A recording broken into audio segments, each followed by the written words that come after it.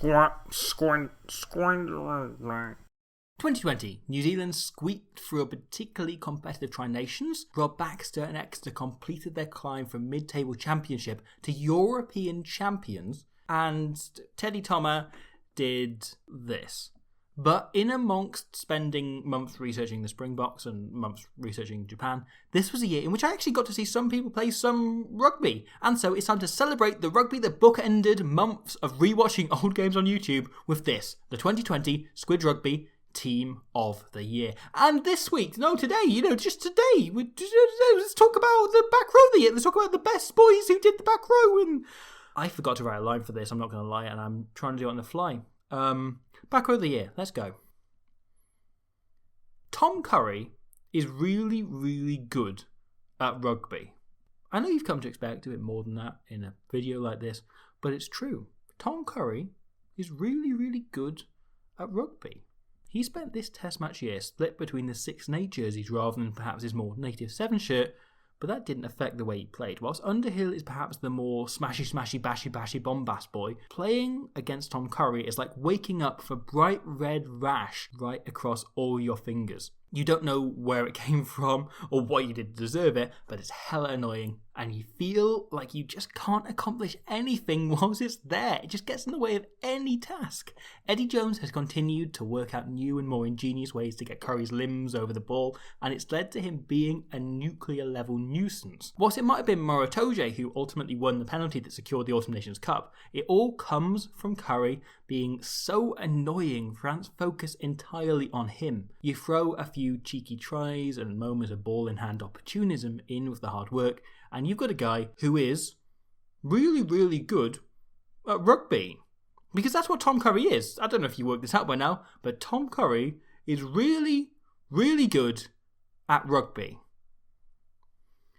On the surface, 2020 should have been the year of Sam Cane's life. Handed the All Blacks captaincy and returning to play in a competition that had the entire rugby world's attention, instead he proceeded to make himself somewhat unpopular. He was the All Black captain who lost to Argentina for the first time ever. He was the All Black captain who fell to both a loss and a draw against the Wallabies in the space of a single month and finished the year with a 50% win rate. And he was the All Black captain who got quoted out of context, saying too many Kiwi fans don't understand rugby and what the All Blacks are trying to do. And yet, 2020 was also the year where Sam Cane stepped up. I always rated Cane very highly, but since taking the captaincy, he's kicked up gears from extremely good to, oh shit. To be clear, oh shit, in my book, is only 1 notch below all-timer, 2 below GOAT, and 3 behind AWJ. Cane was extraordinary in the opening 2 Bledisloe games. He remained about,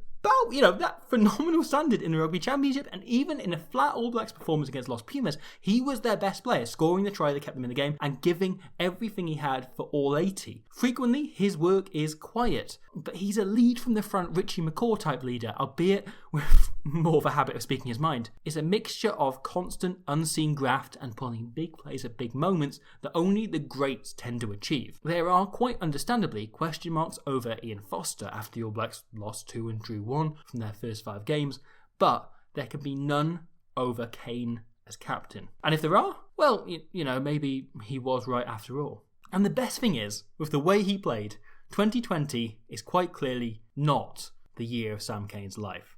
It's just the year where he got started.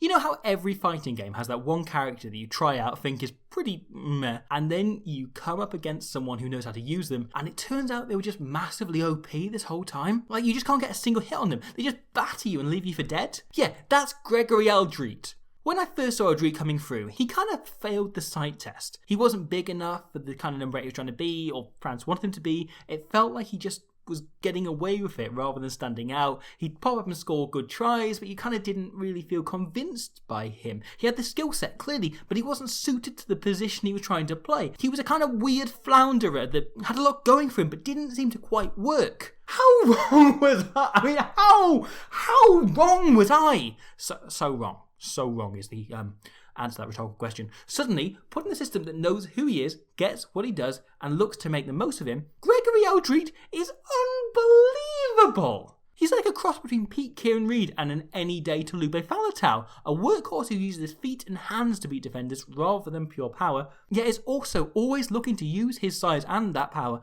to unlock a defence around him and create space for others.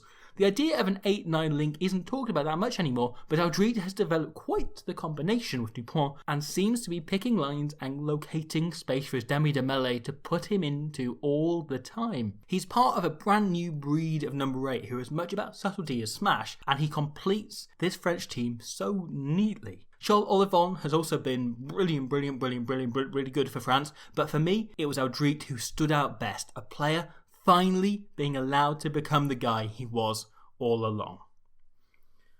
Oh, lots of honourable mentions, so let's get into them. I've mentioned Olivon already, and he had to be very close selection. He was fantastic for France, as was another national team captain in the 7 shirt, Michael Hooper, who has remained remarkable. Seriously, Michael Hooper is so good. He's just kind of running around that all-timer tier, just laughing at anyone who's merely stuck in, oh shit. His repeated battles with Kane were the one-on-one highlights of the year. 2 titans with contrasting styles and the armbands trying to top each other to be the best player on the pitch. Hooper would have deserved his spot in this team without a doubt, and then some. Justin Tipuric, meanwhile, was also outstanding. He was the Welsh player who came closest to making this 15 and has been unbelievably good again in 2 teams in differing levels of crisis. Tipuric played in all but 2 of Wales' 2020 internationals and was the Welsh player you came out raving about in all but 1.